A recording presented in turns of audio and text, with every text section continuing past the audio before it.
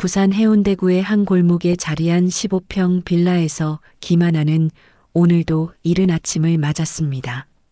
65의 나이에도 여전히 새벽 5시면 저절로 눈이 떠지는 건 오랜 간호사 생활의 습관이었죠.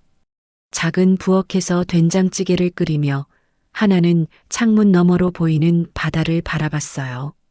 30년 전 남편과 함께 어렵게 마련한 이 집이었습니다. 당시에는 바다가 보인다는 게 큰 장점이었지만 이제는 낡고 오래된 빌라일 뿐이었죠. 벽지는 군데군데 뜯어져 있고 보일러는 겨울마다 말썽이었어요. 하지만 하나에게는 소중한 보금자리였습니다. 거실에서는 딸 수진이 7살 딸 예린이의 머리를 빗겨주고 있었어요.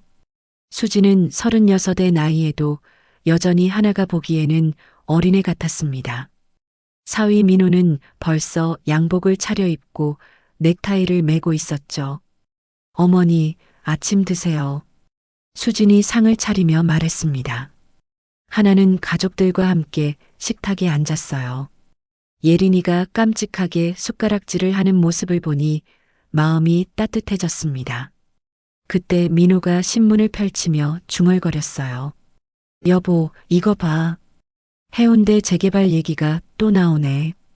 우리 동네도 포함될 수 있다는데. 진짜요? 수진이 눈을 반짝였습니다. 아직 확정은 아니지만 시에서 검토 중이래. 민호는 신문을 접으며 말했어요. 하나는 별 생각 없이 들었습니다. 재개발이라는 게 자신과는 상관없는 먼 이야기 같았거든요. 이 낡은 집이 무슨 큰 가치가 있겠어요.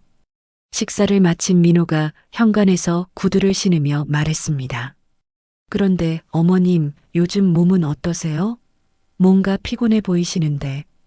괜찮다. 나이가 있으니 그렇지. 하나가 담담히 대답했어요.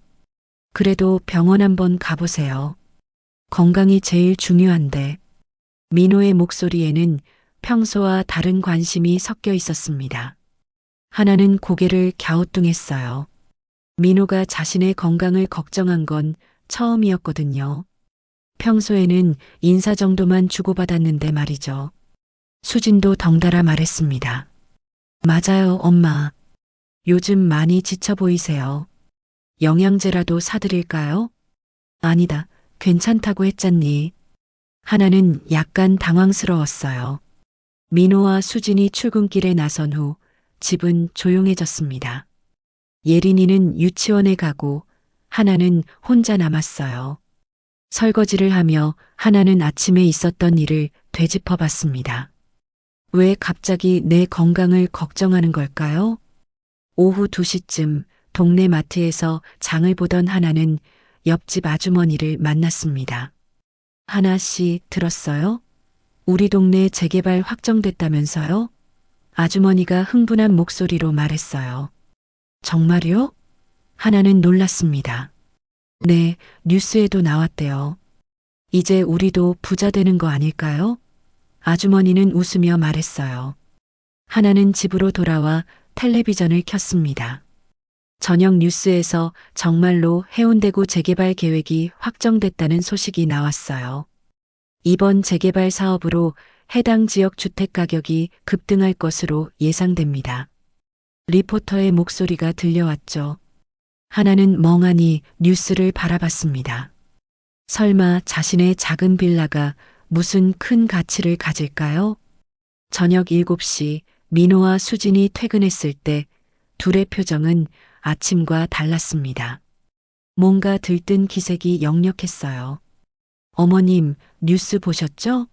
우리 집도 재개발 대상지에 포함됐대요. 민호가 흥분을 감추지 못했습니다. 정말 대박이에요, 엄마. 수진도 환한 얼굴이었어요. 하나는 그제야 무슨 일인지 실감이 나기 시작했습니다. 내일부터 부동산 가격 알아봐야겠어요. 민호가 중얼거렸어요. 그날 밤 하나는 잠이 오지 않았습니다. 재개발이라는 낯선 단어가 머릿속을 맴돌았어요. 그리고 갑자기 변한 민호와 수진의 태도도 신경 쓰였죠. 재개발 소식이 나온 지 사흘째 되는 날 아침, 하나는 현관 앞에서 이상한 광경을 목격했습니다. 동네 곳곳에 양복 입은 사람들이 나타나 집집마다 돌아다니며 뭔가를 측정하고 있었어요. 부동산 중개업자들이었습니다. 마치 보물을 찾는 사람들처럼 눈을 번뜩이며 건물들을 살펴보고 있었죠. 오전 10시쯤 하나가 빨래를 널고 있을 때 낯선 남자가 대문 앞에 나타났습니다. 안녕하세요. 혹시 집주인이신가요? 남자는 정중하게 인사했어요. 네, 그런데요. 하나가 의아해했습니다. 저희 부동산에서 나왔는데 재개발 관련해서 집값 시세 좀 알려드리려고요. 남자는 명함을 내밀었어요. 시세요? 우리 집이 무슨 시세가 있겠어요? 하나는 웃으며 말했습니다. 아니에요. 어르신, 이 동네 집값이 지금 하늘 높은 줄 모르고 올라가고 있어요. 남자의 눈이 반짝였어요. 어르신 집 같은 경우 최소 9억에서 10억은 받으실 수 있을 겁니다. 뭐라고요? 하나는 귀를 의심했어요. 정말입니다. 재개발이 확정되면서 이 일대 집값이 폭등하고 콜지어요. 특히 어르신 집은 위치가 좋아서 더 높게 받으실 수도 있을 거예요. 하나는 현기증이 날 것 같았습니다. 10억이라니. 평생 그런 돈은 꿈도 꿔본 적이 없었어요. 그런데 팔 생각은 없으시죠? 남자가 조심스럽게 물었어요. 아, 네. 전혀요. 하나는 황급히 대답했습니다. 남자가 돌아간 후 하나는 멍하니 집안을 둘러봤습니다. 낡고 작은 이 집이 정말 10억이나 될까요? 믿기지 않았어요. 점심시간쯤 민호가 회사에서 전화를 걸어왔습니다. 어머님, 혹시 오늘 부동산 사람 왔었나요? 민호의 목소리에는 긴장감이 섞여 있었어요. 네, 왔었는데요. 하나가 대답했습니다. 뭐라고 하던가요? 민호가 재빠르게 물었어요. 집값이 10억 정도 된다고 하더라고요. 하나는 여전히 믿기지 않는다는 투로 말했습니다. 전화 너머로 민호가 숨쉬는 소리가 들렸어요. 잠시 침묵이 흘렀죠. 어머님, 함부로 아무한테나 그런 얘기하시면 안 돼요. 사기꾼들이 많거든요. 민호의 목소리가 진지해졌습니다. 알겠다. 하나는 고개를 끄덕였어요. 오늘 저녁에 집에 가서 자세히 이야기해요. 민호는 전화를 끊었습니다. 저녁 6시, 민호는 평소보다 일찍 퇴근했습니다. 수진도 마찬가지였어요. 둘 다 얼굴에 흥분이 가득했죠. 어머님, 정말 10억이라고 했어요? 수진이 숨을 헐떡이며 물었어요. 그렇다고 하더라고. 근데 정말 그럴까? 하나는 여전히 의심스러웠습니다. 민호가 노트북을 꺼내 부동산 사이트를 켰어요. 우리 동네 비슷한 집들 시세를 보여주었죠. 봐요, 어머님. 여기 보세요. 우리랑 비슷한 집이 11억에 거래됐어요. 민호의 목소리가 떨렸어요. 하나는 화면을 바라보며 놀랐습니다. 정말로 엄청난 가격들이 나와 있었어요. 어머님, 이제 정말 조심하셔야 해요. 이런 소문 나면 온갖 사람들이 다 몰려올 거예요. 수진이 걱정스럽게 말했어요. 그날부터 민호와 수진의 태도는 완전히 달라졌습니다. 아침에 나가면서도 안부를 물어보고 저녁에 들어와서는 하루 있었던 일을 자세히 물어봤어요. 어머님, 오늘 어디 안 나가셨죠? 혹시 모르는 사람이 찾아오면 절대 문 열어주시면 안 돼요. 민호가 당부했습니다. 어머님께서 편찮으시면 안 되는데 병원 가실까요? 수진도 갑자기 하나의 건강을 극진히 챙겼어요. 하나는 이런 변화가 어색했습니다. 그동안 무관심하던 사람들이 갑자기 이렇게 관심을 보이니 오히려 불편했어요. 며칠 후 또 다른 부동산 업자가 찾아왔습니다. 이번에는 12억을 제시했어요. 그날 저녁 가족회의가 열렸습니다. 어머님, 이제 정말 심각하게 생각해 보셔야 할 것 같아요. 민호가 신중한 표정으로 말했어요. 뭘 심각하게요? 하나가 물었어요. 집값이 이렇게 오르면 세금 문제도 생기고 여러 가지 복잡해져요. 전문가 상담을 받아보시는 게 어떨까요? 수진이 제안했습니다. 하나는 갑자기 답답함을 느꼈습니다. 자신의 집인데 왜 이렇게 복잡하게 생각해야 할까요? 그날 밤 하나는 잠자리에서 뒤척였습니다. 10억이라는 돈이 가져온 변화가 마냥 좋기만 한 건 아니었어요. 가족들의 태도 변화가 어쩐지 불안했습니다. 재개발 소식이 나온 지 일주일째 하나는 평소보다 일찍 잠자리에 들었습니다. 요즘 들어 스트레스 때문인지 밤잠을 설치는 일이 많았거든요. 하지만 이상하게 잠이 오지 않았어요. 새벽 1시쯤 하나는 목이 말라 부엌으로 향했습니다. 거실을 지나가는데 안방에서 작은 목소리가 들려왔어요.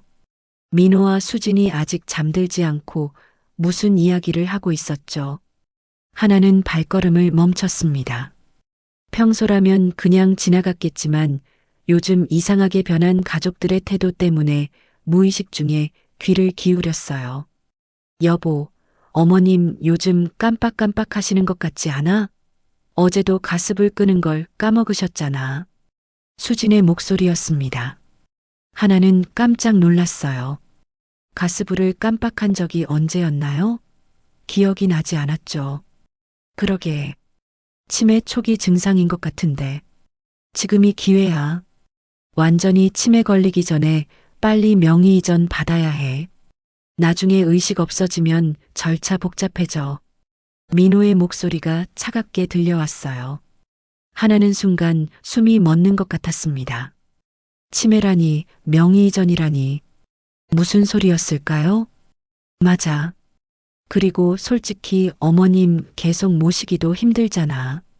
이 집 팔아서 강남 아파트 사고 어머님은 괜찮은 요양원 모시면 되지. 어머님도 전문 케어 받으시는 게 좋을 거야. 수진의 목소리에는 차가운 계산이 담겨 있었어요. 하나의 손이 떨리기 시작했습니다. 요양원이라니. 자신을 요양원에 보내려는 계획을 세우고 있었다는 말인가요? 10억이면 강남 중형 아파트도 가능해. 예린이 교육 환경도 좋아지고 진작 이런 기회가 왔으면 좋았을 텐데. 민호가 흥분한 목소리로 말했어요. 그런데 어머님이 동의하실까? 수진이 걱정스럽게 물었어요. 그래서 지금부터 분위기를 잘 만들어야 하는 거야. 어머님께서 건강하지 못하시다는 걸 자연스럽게 각인시키고 전문적인 케어가 필요하다고 설득해야지. 민호의 목소리에는 교활함이 배어 있었어요. 맞아. 요즘 깜빡하신다고 하고 혼자 계시기 위험하다고 하면서 수진도 동조했습니다. 그리고 명의 이전은 어머님께서 의식이 또렷하실 때 빨리 처리해야 해. 나중에 치매가 심해지면 법적으로 문제될 수 있거든. 민호가 차근차근 계획을 설명했어요. 하나는 벽에 등을 기댔습니다. 다리에 힘이 풀려 쓰러질 것 같았어요. 평생을 바쳐 키운 딸과 사위가 자신을 이렇게 생각하고 있었다니. 병원 검진도 받게 해서 치매 진단서 받아두면 더 좋겠네. 그럼 명의 이전도 쉽고 요양원 보내는 것도 명분이 서고. 수진의 목소리가 점점 더 차갑게 들렸어요. 좋은 생각이야. 내일부터 어머님께 병원 가시자고 말해볼게. 건강검진이라고 하면서. 민호가 동의했습니다. 그런데 진짜 치매는 아니잖아. 그냥 나이 들어서 깜빡하시는 거일 텐데. 수진이 잠깐 양심의 가책을 느끼는 듯 했어요. 그게 뭐 중요해? 어차피 몇 년 후엔 정말 치매 걸릴 수도 있는 거고 미리 대비하는 거라고 생각하자. 그리고 10억이야, 10억. 우리 인생이 바뀌는 거라고. 민호의 목소리에는 탐욕이 가득했어요.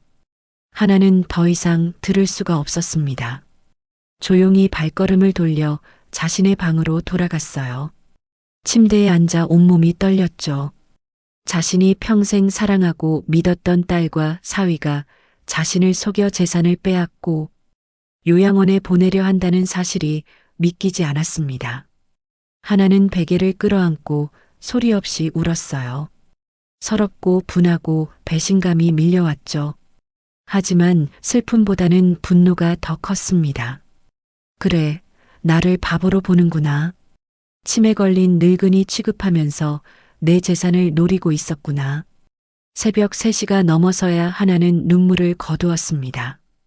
대신 차가운 결심이 마음속에서 자라나기 시작했어요. 이제 더 이상 당하고만 있을 수는 없었습니다. 이들의 계획을 알았으니 맞대응을 해야 했어요. 다음 날 아침 하나는 평소와 다름없이 아침밥을 차렸습니다. 하지만 민호와 수진을 바라보는 눈빛은 달랐어요. 이제 그들에 가면 뒤에 숨겨진 진짜 얼굴을 알고 있었거든요. 어머님, 요즘 건강은 어떠세요? 병원에서 정밀 검사라도 받아보시는 게 어떨까요? 민호가 예상대로 말했어요. 하나는 속으로 쓴웃음을 지었습니다. 벌써 계획을 실행에 옮기고 있었군요. 글쎄요. 별로 아픈 데도 없는데. 하나는 담담하게 대답했어요. 그래도 예방이 중요하잖아요, 엄마. 수진도 거들었습니다. 하나는 고개를 끄덕였어요. 알겠다. 시간 날 때 가볼게. 민호와 수진의 얼굴에 안도감이 스쳤습니다. 계획이 순조롭게 진행되고 있다고 생각하는 모양이었어요. 하지만 하나는 이미 마음속으로 자신만의 계획을 세우기 시작했습니다. 이들이 자신을 속이려 한다면 자신도 그에 맞는 대응을 해야 했어요. 하나는 그날 오후 집을 나섰습니다. 목적지는 해운대 시장 근처에 있는 작은 부동산 사무소였어요. 순옥부동산이라는 소박한 간판이 걸려 있었죠. 박순옥은 하나의 오랜 친구였습니다. 함께 간호사로 일했던 동료였는데 10년 전 남편과 함께 부동산 중개업을 시작했어요. 하나보다 2살 많은 67의 나이에도 여전히 정정했죠. 하나야, 웬일이야? 이 시간에. 순옥이 반갑게 맞아주었어요. 사무소 안은 조용했습니다. 하나는 주위를 둘러본 후 의자에 앉았어요. 순옥아, 나 좀 도와줘. 하나의 목소리에는 절박함이 담겨 있었어요. 무슨 일인데? 순옥이 심각한 표정을 지었습니다. 하나는 지난밤에 들었던 대화부터 시작해서 그동안 있었던 모든 일을 털어놓기 시작했습니다. 재개발로 인한 집값 상승, 갑자기 변한 가족들의 태도, 그리고 충격적인 진실까지. 이야기를 듣는 내내 순옥의 표정은 점점 굳어갔어요. 특히 치매 핑계로 명의 이전을 받고 요양원에 보내려 한다는 부분에서는 주먹을 꽉 쥐었죠. 그런 게만도 못한 것들. 하나야, 너 아직도 그것들이 내 가족이라고 생각해? 정신 차려. 그건 내 피를 빨아먹는 거머리들이야. 순옥이 화를 내며 말했어요. 하나는 친구의 말에 눈물이 나왔습니다. 그동안 혼자 품고 있던 서러움이 터져나왔어요. 울지 마. 울 때가 아니야. 이제부터 정신 똑바로 차려야 해. 이 집 당장 팔아버리자. 순옥이 하나의 손을 꽉 잡았어요. 팔아버리자고? 하나가 놀랐습니다. 그래. 내가 소문 안 나게 현금 부자 물색해서 최대한 빨리 처리해 줄게. 그런데 넌 지금부터 죽은 듯이 살아야 해. 평소보다 더 힘없게, 더 기운 없는 척. 알았어? 순옥의 눈빛이 번뜩였어요. 무슨 뜻이야? 하나가 물었어요. 그놈들이 내가 치매에 걸렸다고 생각하게 만드는 거야. 그래야 경계심을 늦추고 안심하지. 그 사이에 우리가 집을 처리하는 거고. 순옥이 계획을 설명했습니다. 하나는 순옥의 말에 고개를 끄덕였어요. 친구의 계획이 치밀하고 현실적이었거든요. 그런데 정말 할 수 있을까? 연기 말이야. 하나가 걱정했어요. 뭐가 어려워? 그냥 평소보다 멍하니 있고 가끔 깜빡하는 척하고 말수 줄이면 돼. 그러면 그놈들이 알아서 치매라고 생각할 거야. 순옥이 자신 있게 말했어요. 그날부터 하나는 순옥과 함께 치밀한 계획을 세웠습니다. 먼저 집을 살 현금 부자를 물색하는 것, 그리고 하나가 치매 증상을 연기하는 것이었어요. 이틀 후부터 하나는 변화를 보이기 시작했습니다. 아침에 일어나도 멍하니 있는 시간이 길어졌고 가끔 가스불을 일부러 켜놓고 깜빡하는 척했어요. 어머님, 또 가스불 켜놓으셨네요. 수진이 걱정스럽게 말했어요. 그랬나? 미안하다. 하나는 멍한 표정을 지었습니다. 민호와 수진은 하나의 변화를 예민하게 지켜봤어요. 그들이 원하는 방향으로 상황이 흘러가고 있다고 생각했거든요. 어머님, 정말 병원 가보세요. 요즘 너무 깜빡하시는 것 같아요. 민호가 다시 한번 병원을 권했어요. 그래야 하나? 하나는 힘없이 대답했어요. 네, 빨리 가보세요. 조기에 발견하면 치료할 수 있거든요. 수진도 적극적으로 권했습니다. 하지만 하나는 병원에 가는 대신 순옥을 만나 집 매각 준비를 했어요. 순옥은 약속대로 현금으로 집을 살 사람을 물색하고 있었죠. 하나야, 좋은 소식이 있어. 순옥이 며칠 후 전화를 걸어왔어요. 뭔데? 하나가 물었어요. 현금 11억에 사겠다는 사람이 나타났어. 그것도 계약 즉시 잔금까지 한 번에 치르겠다고 해. 순옥의 목소리에 흥분이 섞여 있었어요. 정말? 하나는 놀랐습니다. 재개발 확정 소식 듣고 투자하려는 사업가래. 조건은 딱 하나, 빨리 계약하자는 거야. 언제까지 결정할 수 있어? 순옥이 물었어요. 하나는 잠시 생각했습니다.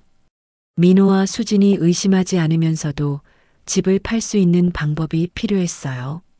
그런데 어떻게 해야 하지? 그 사람들 몰래 집을 팔 수는 없잖아. 하나가 걱정했어요. 그건 내가 방법을 생각해 볼게.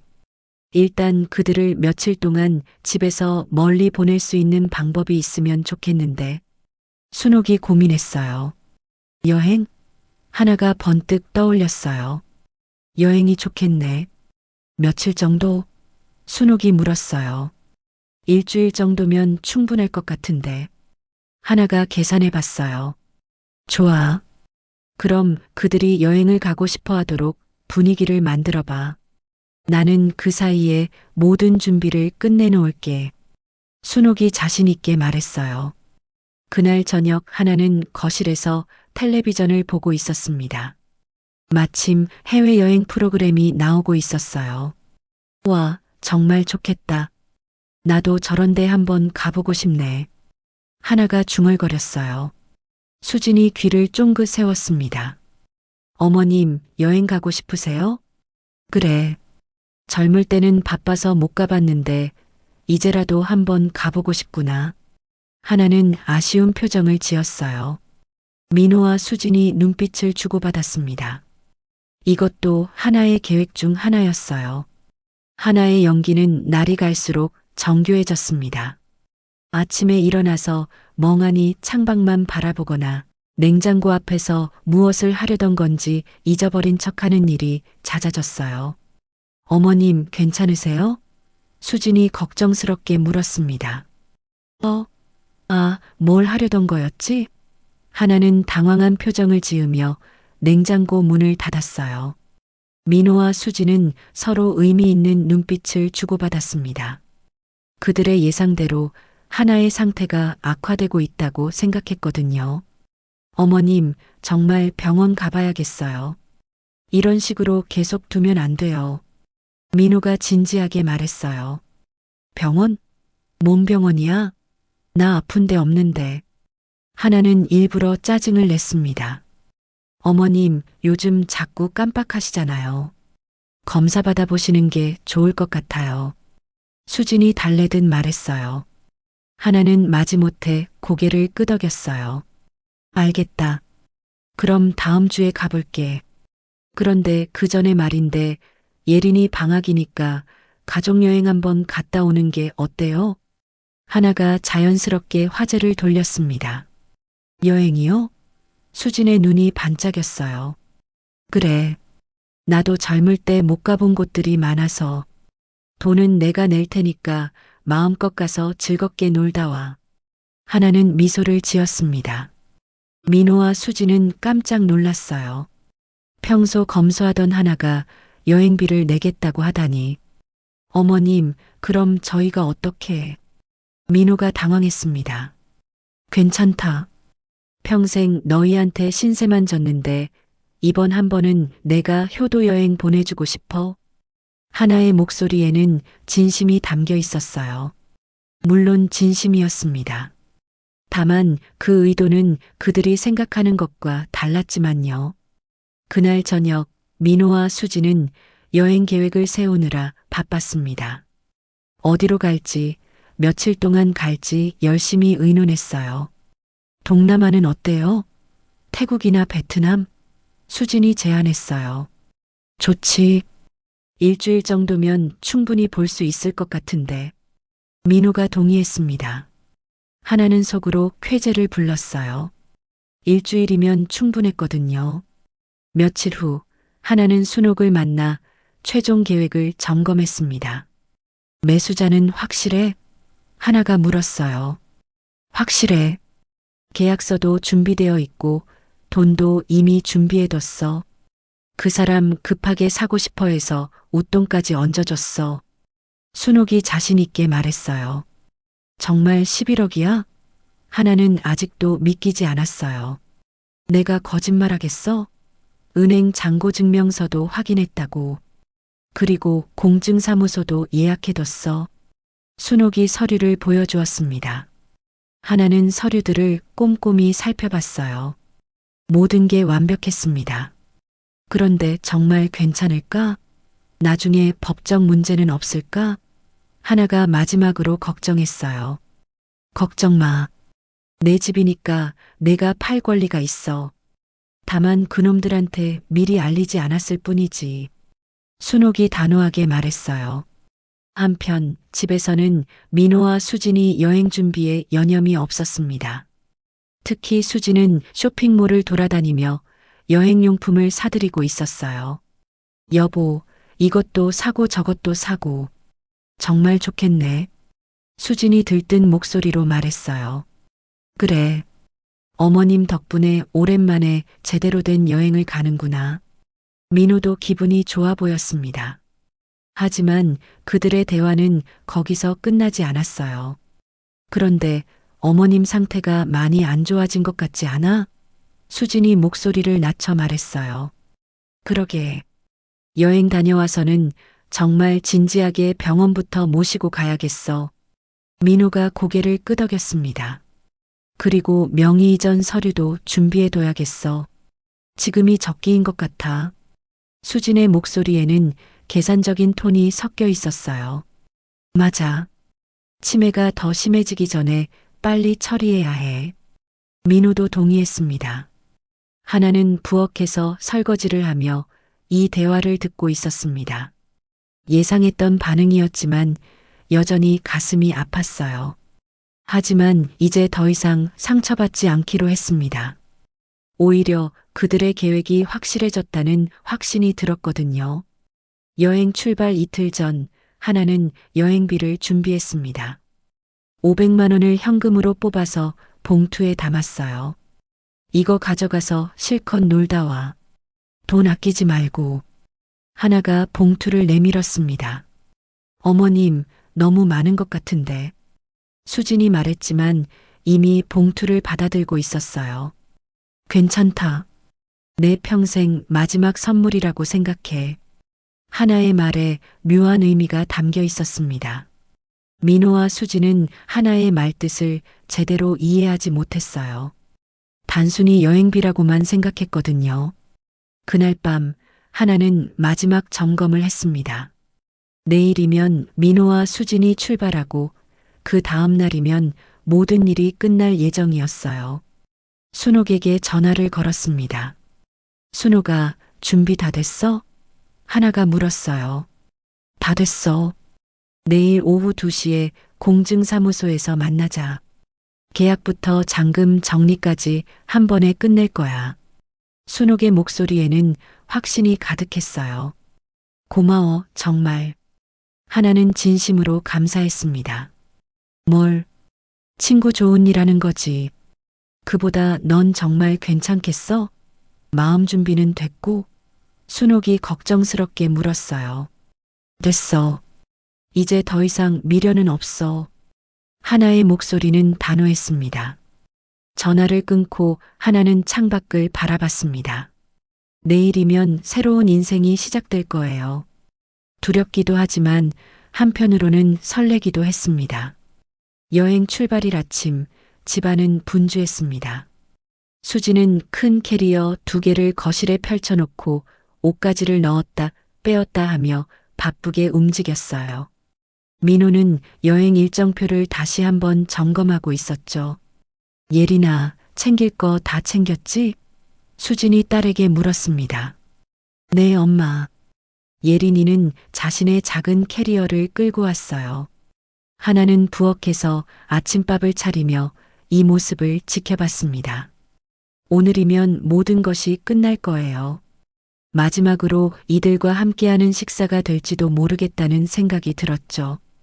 어머님, 저희 다녀올게요. 혹시 아픈 곳 있으면 바로 병원 가세요. 민호가 현관에서 인사했어요. 괜찮다. 조심해서 다녀와. 하나는 담담하게 대답했습니다.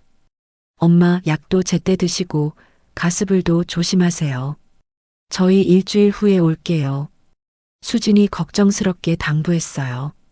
하나는 고개를 끄덕였어요. 알겠다. 재미있게 놀다 와. 택시가 도착했고 민호 가족은 짐을 들고 나갔습니다. 하나는 현관 앞까지 배웅 나왔어요. 할머니, 선물 사올게요. 예린이가 손을 흔들며 말했어요. 그래, 우리 예린이. 조심해서 다녀와. 하나는 손녀를 보며 잠시 마음이 아팠습니다. 택시가 골목을 빠져나가는 것을 끝까지 지켜본 하나는 깊은 숨을 쉬었어요. 이제 시작이었습니다. 오전 10시 하나는 평소와 다르게 단정한 옷으로 갈아입었습니다. 검정색 정장에 작은 핸드백을 들고 머리도 깔끔하게 빗었어요. 거울 속에 자신을 보니 치매 환자가 아닌 똑똑한 여성의 모습이었죠. 순옥에게 전화를 걸었습니다. 순옥아, 나 이제 나간다. 하나의 목소리는 확신에 차 있었어요. 알겠어. 나도 공증사무소로 향하고 있어. 2시에 보자. 순옥도 준비가 되어 있었습니다.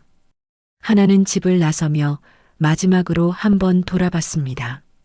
30년을 살았던 추억이 깃든 곳이었지만 이제는 미련을 갖지 않기로 했어요. 오후 2시 공증사무소 앞에서 순옥과 만났습니다. 순옥 옆에는 단정한 양복을 입은 중년 남성이 서 있었어요.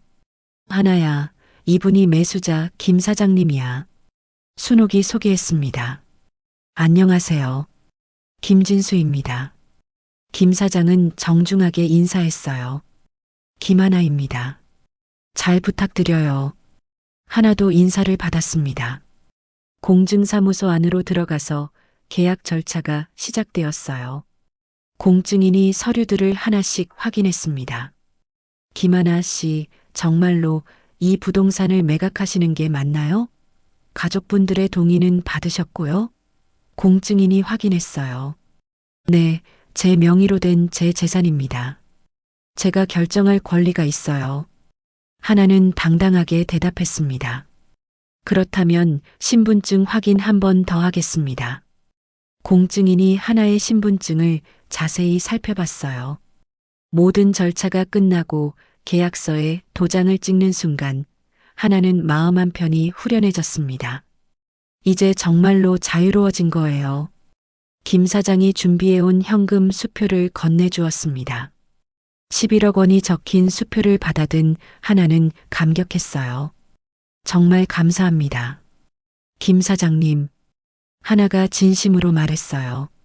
저야 좋은 물건 저렴하게 사게 되어서 감사하죠. 김 사장은 웃으며 대답했습니다. 공증사무소를 나온 후 순옥과 하나는 근처 카페에 앉았습니다. 하나야, 정말 해냈네. 순옥이 하나의 손을 잡으며 말했어요. 고마워, 순옥아. 너 없었으면 못했을 거야. 하나의 눈에 눈물이 맺혔습니다. 그런데 이제 어떻게 할 거야? 어디서 살 건데? 순옥이 걱정스럽게 물었어요. 광안리 쪽에 작은 원룸 하나 받았어. 바다가 보이는 곳으로. 하나는 이미 계획을 세워뒀어요. 좋겠다. 나도 가끔 놀러 가도 되지? 순옥이 웃으며 말했어요. 언제든지 와. 이제 진짜 내 집이니까. 하나도 밝게 웃었습니다. 그날 저녁 하나는 빈집에서 마지막 밤을 보냈습니다. 이미 이사업체와 연락을 해뒀고 내일이면 새 집으로 이사할 예정이었어요. 핸드폰으로 민호에게서 온 문자를 확인했습니다. 어머님, 무사히 도착했어요. 걱정 마세요. 하나는 답장을 보냈어요. 잘 지내거라. 몸 조심해. 마지막 답장이 될지도 몰랐지만 하나의 마음은 평온했습니다. 다음 날 아침 일찍 이사업체가 도착했어요. 하나의 짐은 많지 않았습니다. 옷가지와 몇 가지 생활용품, 그리고 남편과의 추억이 담긴 사진들 뿐이었어요. 새 주인 김 사장도 함께 왔습니다. 열쇠를 전해주며 하나는 말했어요. 좋은 집 되시길 바랍니다. 감사합니다. 소중히 쓰겠습니다. 김 사장이 정중하게 대답했어요. 오후 3시 하나는 광안리의 새 집에 도착했습니다. 작지만 깨끗한 원룸이었고 창문 너머로 푸른 바다가 보였어요. 짐을 풀며 하나는 새로운 시작에 대한 설렘을 느꼈습니다. 65의 나이에 시작하는 새 인생이었지만 두렵지 않았어요. 저녁 8시쯤 하나는 바다가 보이는 창가에 앉아 차를 우렸습니다. 석양이 바다를 붉게 물들이고 있었어요. 내일이면 민호와 수진이 무슨 일이 일어났는지 알게 될 거였습니다. 하지만 하나는 더 이상 그들을 생각하고 싶지 않았어요. 새 출발이었습니다. 진정한 자유의 시작이었어요. 일주일 후 오후 2시 인천공항에서 내린 민호 가족의 얼굴은 환하게 빛나고 있었습니다. 태국의 뜨거운 햇볕에 건강하게 그을린 피부, 수진의 손에는 명품 쇼핑백이 여러 개 들려 있었어요. 정말 좋았다. 오랜만에 제대로 쉰 것 같아. 민호가 만족스럽게 말했어요. 그러게. 어머님 덕분에 이런 호강을 하네. 수진도 기분 좋게 대답했습니다. 공항에서 택시를 타고 집으로 향하는 내내 그들은 여행 이야기로 들떠 있었어요. 예린이도 새로 산 인형을 끌어안고 즐거워했죠. 할머니가 보고 싶었어. 선물도 샀는데 좋아하실까? 예린이가 말했어요. 물론이지. 할머니가 얼마나 기뻐하실까. 수진이 딸의 머리를 쓰다듬었습니다. 그런데 어머님은 혼자 계셔서 괜찮으셨을까? 민호가 잠깐 걱정했어요. 뭘? 일주일 정도야. 그리고 요즘 상태가 좀 그러시니까 오히려 조용히 쉬셨을 거야. 수진이 대수롭지 않게 말했어요. 택시가 익숙한 골목길로 들어섰을 때 그들은 이상한 점을 발견했습니다. 평소와 다르게 집 앞에 공사용 차량이 서 있었어요. 뭐지? 저거. 민호가 의아해했습니다. 재개발 관련 공사 시작한 건가? 수진도 고개를 갸웃거렸어요. 하지만 정말 충격적인 일은 집 앞에 도착했을 때 일어났습니다. 늘 보던 갈색 현관문에는 낯선 디지털 도어락이 새로 설치되어 있었어요. 그리고 그 옆에는 노란색 종이가 붙어 있었죠. 이게 뭐야? 민호가 당황하며 종이를 자세히 봤습니다. 소유권 이전 완료 마이너스 무단 출입 시 불법 침입죄에 해당됨이라고 적혀 있었어요. 소유권 이전? 뭔 소리야? 수진이 어리둥절해 했습니다. 민호는 익숙한 비밀번호를 눌렀어요. 하지만 돌아온 것은 삐비빅하는 차가운 오류음뿐이었죠. 왜 안 열려? 비밀번호가 바뀐 건가? 민호가 몇 번 더 시도해봤지만 결과는 같았어요. 그때 옆집 아주머니가 나타났습니다. 박 씨 가족 돌아오셨네요. 그런데 이게 무슨 일이에요? 아주머님, 우리 집에 무슨 일이 있었나요? 수진이 급하게 물었어요. 아이고, 모르셨어요? 어머님이 집을 파셨다던데. 며칠 전에 이사 가셨어요. 아주머니의 말에 민호와 수진은 얼굴이 하얗게 질렸습니다. 집을 팔았다고요? 그게 무슨 소리예요? 민호의 목소리가 떨렸어요. 글쎄요. 이사짐 센터 와서 짐 빼가는 거 봤는데. 새 집주인도 와서 열쇠 받아가고요. 아주머니는 담담하게 설명했어요. 수지는 그 자리에 주저앉을 뻔했습니다. 어머님 연락처 아세요? 지금 어디 계신지 모르겠어요. 그냥 이사 간다고만 하시더라고. 아주머니는 고개를 저었어요. 민호는 황급히 하나에게 전화를 걸었습니다. 하지만 전화기에서는 고객의 요청에 의해 일시적으로 통화가 제한됩니다라는 안내만 흘러나왔어요. 수진도 카카오톡으로 메시지를 보냈지만 읽음 표시조차 뜨지 않았습니다. 이게 대체 무슨 일이야? 수진이 울음을 터뜨렸어요. 그때 민호의 핸드폰에 문자 한 통이 도착했습니다. 발신자는 어머니였어요. 떨리는 손으로 문자를 연 민호의 얼굴은 점점 더 창백해졌습니다. 이 집은 너희 아버지가 평생 피와 땀으로 장만해서 나에게 물려준 내 집이다. 어제 11억에 매각 계약을 완료했다. 너희에게 줄 내 마지막 선물은 여행 가기 전에 준 500만 원이 전부다. 그 돈 들고 동남아에서 눌러 살든 뭘 하든 이제 너희 인생 알아서 살아라.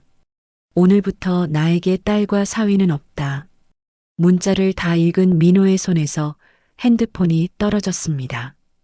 바닥에 떨어진 핸드폰 액정이 금이 갔어요. 수진이 그 핸드폰을 주워 문자를 읽더니 비명을 질렀습니다. 이 미친. 어머님이 미쳤나 봐. 우리 몰래 집을 팔다니. 이게 말이 돼? 수진의 목소리가 온 동네에 울려 퍼졌어요. 예린이는 무슨 일인지 모르겠지만 부모가 우는 모습을 보고 덩달아 울기 시작했습니다. 민호는 멍하니 서 있었어요. 11억이라는 돈이 한순간에 사라졌다는 사실이 믿기지 않았거든요. 저희가 뭘 잘못했다고 이런 식으로. 수진이 흐느끼며 말했어요. 하지만 그들은 자신들이 무엇을 잘못했는지 진짜로는 알고 있었습니다. 치매 핑계로 명의 이전을 받고 요양원에 보내려던 계획 하나를 속여서 재산을 가로채려던 음모들 말이에요. 아주머니가 안쓰러운 표정으로 바라봤습니다. 그래도 어머님이시니까 연락하시면 용서해 주실 거예요. 하지만 민호와 수지는 알고 있었어요. 하나의 마지막 문자 내용이 얼마나 단호한지를요. 그들은 캐리어를 끌고 서 있을 수밖에 없었습니다. 갈 곳도 의지할 곳도 없이 말이에요.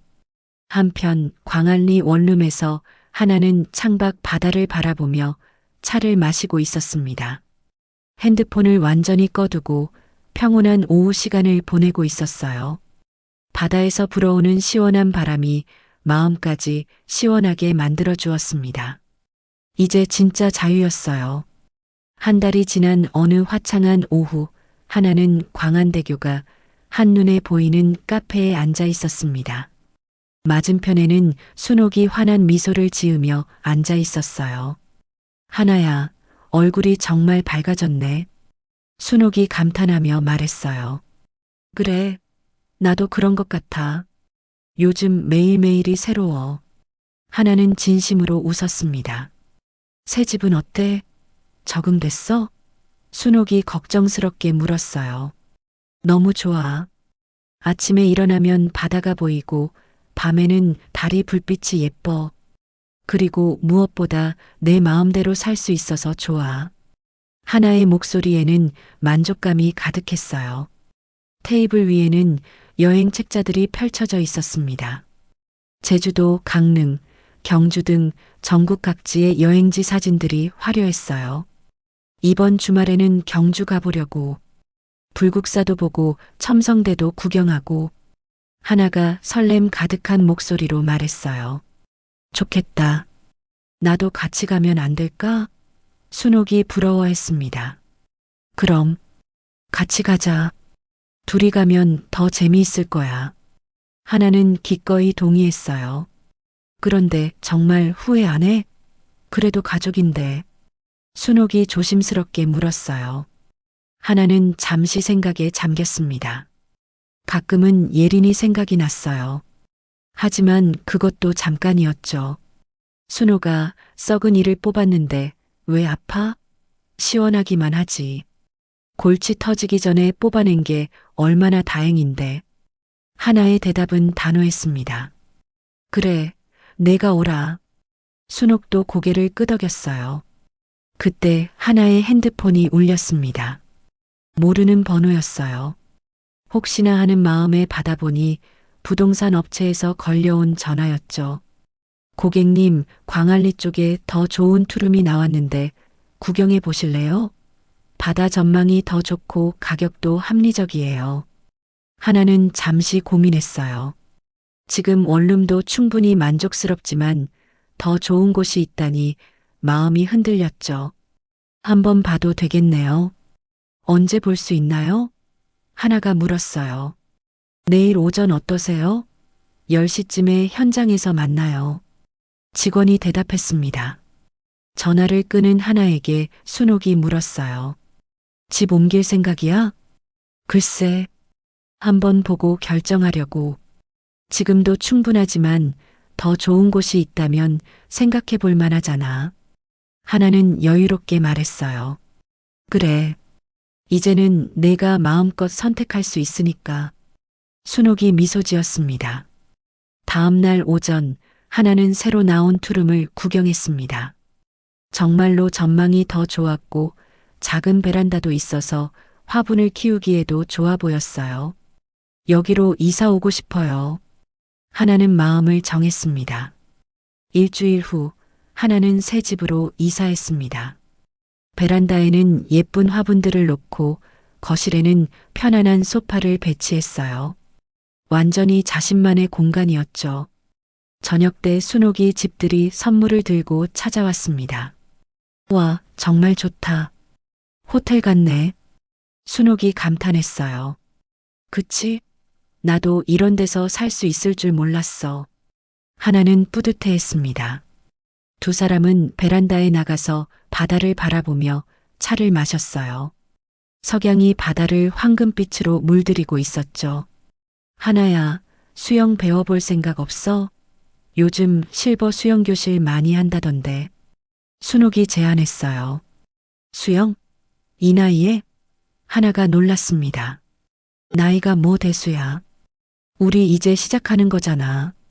순옥의 눈빛이 반짝였어요. 그래, 해보자. 뭐든지 한 번쯤은 해볼 만하지.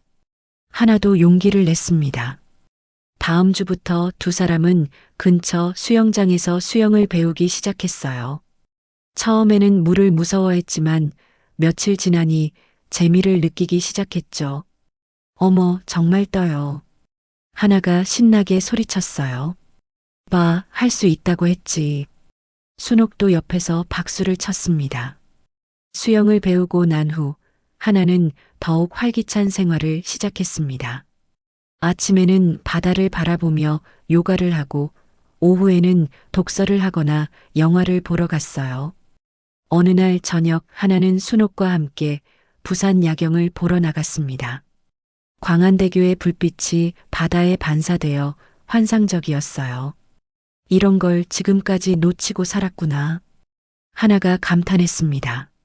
앞으로는 실컷 볼 수 있어. 시간도 있고 돈도 있고 건강도 있고. 순옥이 격려했어요. 그래. 이제야 내 인생을 사는 것 같아. 하나는 진심으로 만족스러워했습니다. 몇 달 후, 하나는 운전면허까지 땄습니다. 65의 나이에 도전한 것이었지만 의외로 쉽게 합격했어요. 이제 우리 전국 여행 다닐 수 있겠네. 순옥이 기뻐했습니다. 그래. 제주도부터 시작해서 전국을 다 돌아보자. 하나의 계획은 야심찼어요. 그날 밤 하나는 창가에 앉아서 일기를 썼습니다. 오늘로 새로운 인생을 시작한 지 반년이 되었다. 처음에는 두렵기도 했지만 이제는 매일이 기대된다. 내 이름으로, 내 의지로, 내 돈으로 사는 삶이 이렇게 행복할 줄 몰랐다. 앞으로도 후회 없이 당당하게 살아가겠다. 창밖으로 보이는 바다는 달빛에 은빛으로 빛나고 있었습니다. 하나는 미소를 지으며 펜을 내려놓았어요. 이제야 진짜 김하나의 인생이 시작된 거였습니다.